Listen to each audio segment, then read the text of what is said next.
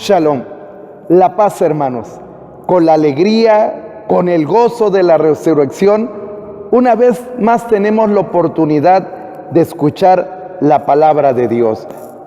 ¿Qué sería de nosotros si Dios no nos hablara? Cada quien expresaría su religiosidad, su creencia de manera diferente. Uno lo vería en blanco y el otro en negro, y no tendríamos un camino hacia la verdad. De hecho, si ustedes se dan cuenta, cuando los hombres, según su cultura, expresan su sentimiento religioso, son tan contradictorios que lo que para uno es bueno, para otro es malo. Por eso nosotros necesitamos que sea Dios el que nos hable, que sea Dios el que nos diga cómo es la realidad y cómo debemos llevar nuestra vida. Hoy el Señor nos va a dar una palabra muy importante, un poco abundante, amplia, y precisamente por su extensión hemos visto necesario un poco recortarla. Pero nosotros, hermanos, alimentémonos de Dios, sintámonos identificados con los personajes que aparecen en la palabra, porque tú y yo estamos en esta historia, que es la historia de la salvación que Cristo hace con nosotros. Por eso, escuchemos la palabra que Jesús nos dirige en este momento. El Señor esté con ustedes. Proclamación del Santo Evangelio según San Lucas. Gloria a ti, Señor.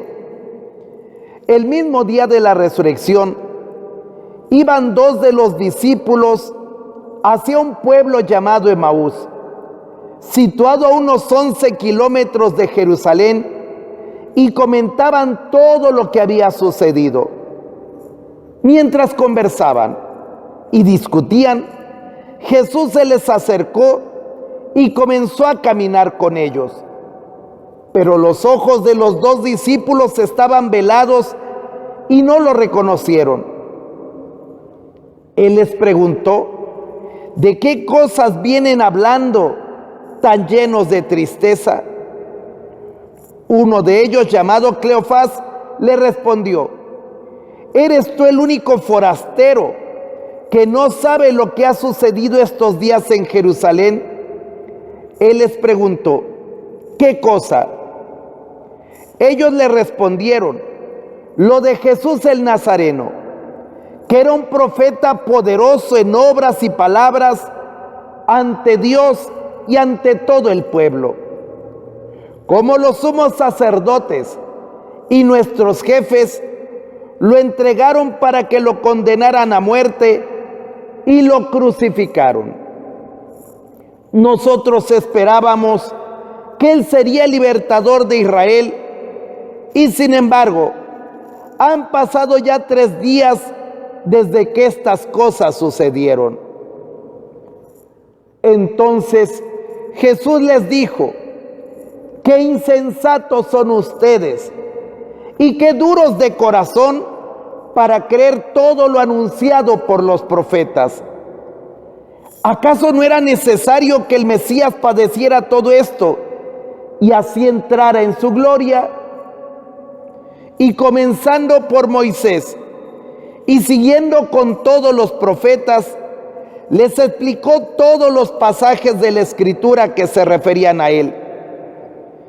Ya cerca del pueblo a donde se dirigían, él hizo como que iba más lejos, pero ellos le insistieron diciendo: quédate con nosotros, porque ya es tarde y pronto va a oscurecer. Y entró para quedarse con ellos. Cuando estaban a la mesa, tomó un pan, pronunció la bendición, lo partió y se lo dio. Entonces se les abrieron los ojos y lo reconocieron, pero él se les desapareció. Palabra del Señor. Gloria a ti, Señor Jesús. Esta es la palabra maravillosa que Jesús nos dirige, una palabra que tiene que ver contigo.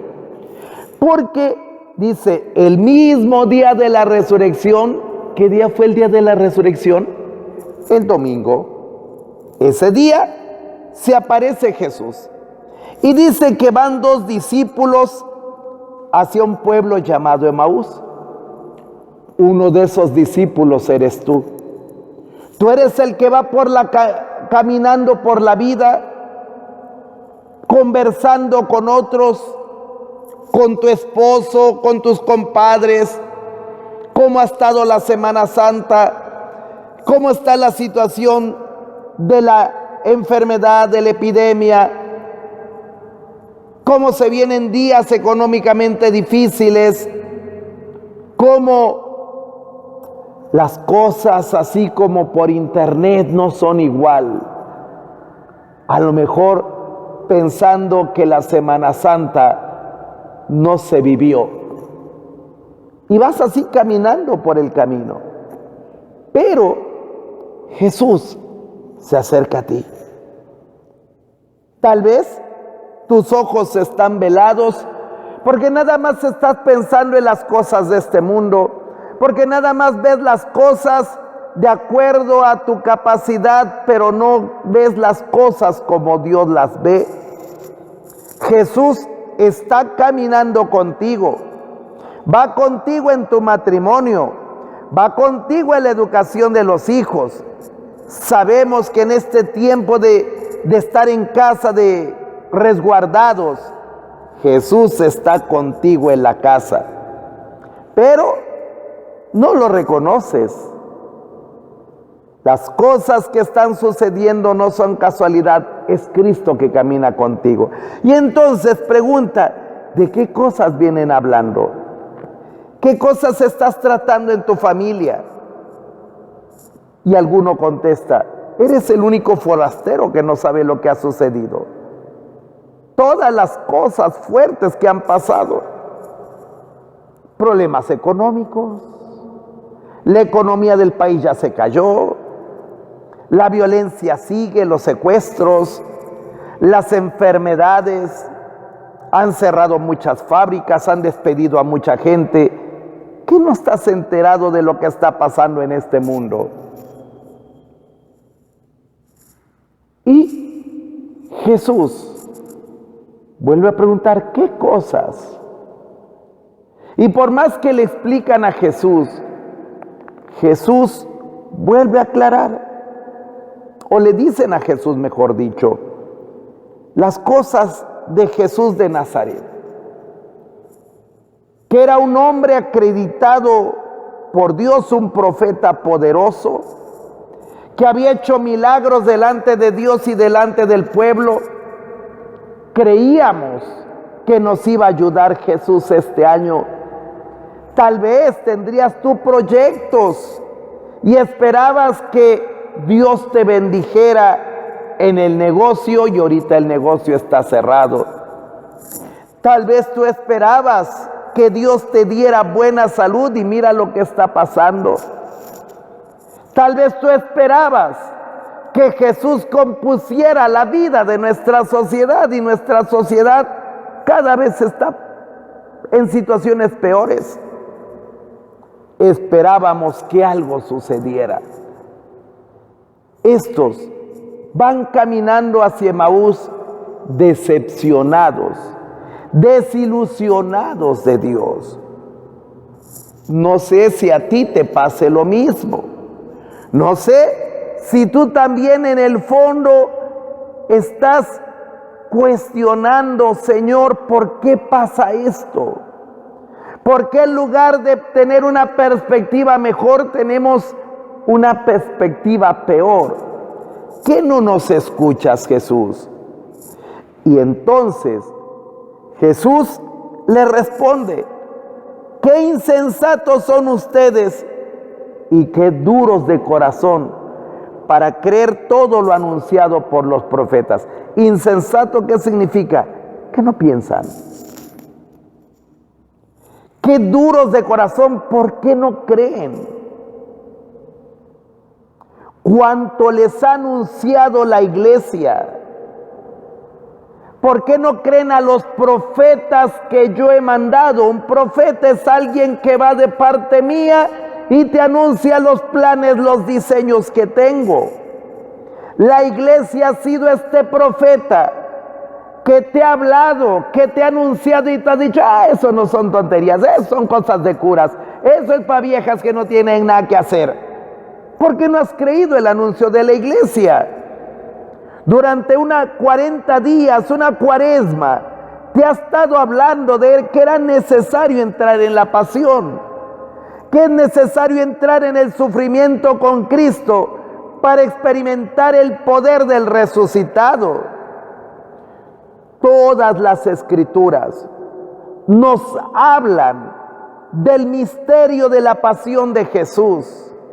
Y es necesario que todos, hermanos, nos unamos en la pasión a Cristo para poder experimentar que Él nos resucita. Entrar en la pasión con Cristo es amar al marido así como es, con sus defectos, con sus limitaciones. Entrar en la pasión de Cristo significa amar a la esposa, aunque hay veces nos desespere, aunque hay veces no la podamos entender. Eso es entrar en la pasión con Cristo.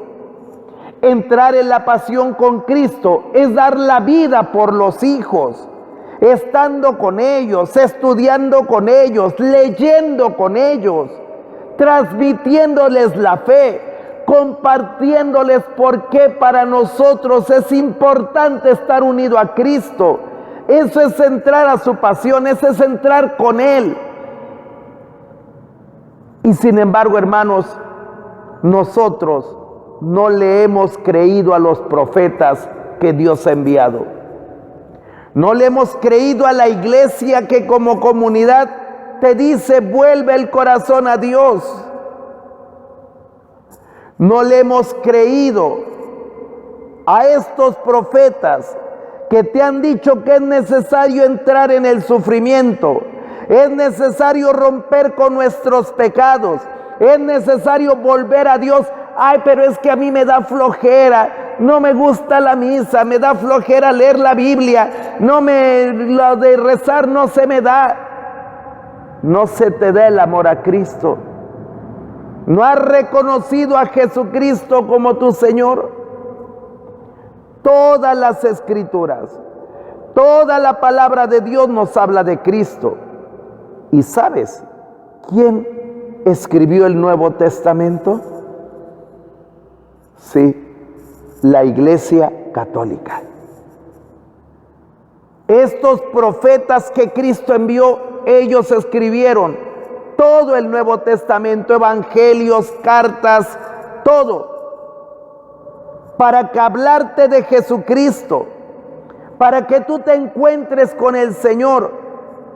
Y sin embargo, hermanos, estos discípulos no habían entendido eso. Al final del recorrido llegan a Emaús.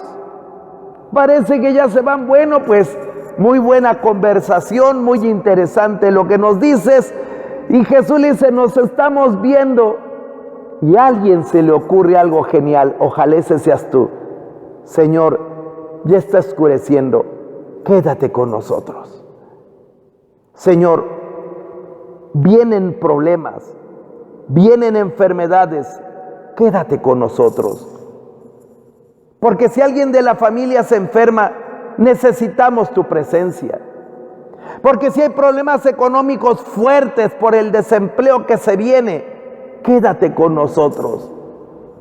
Que si hay dificultades en la educación de los hijos, en la transmisión de la fe, quédate con nosotros, ya está oscureciendo. Vienen momentos difíciles.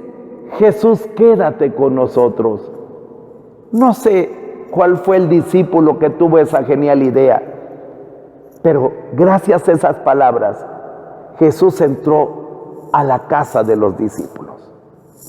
Que Jesús entre a tu casa, que tú puedas conversar con Él. Y dice que Jesús tomó el pan, la Eucaristía, bendijo al Padre, lo partió y lo dio.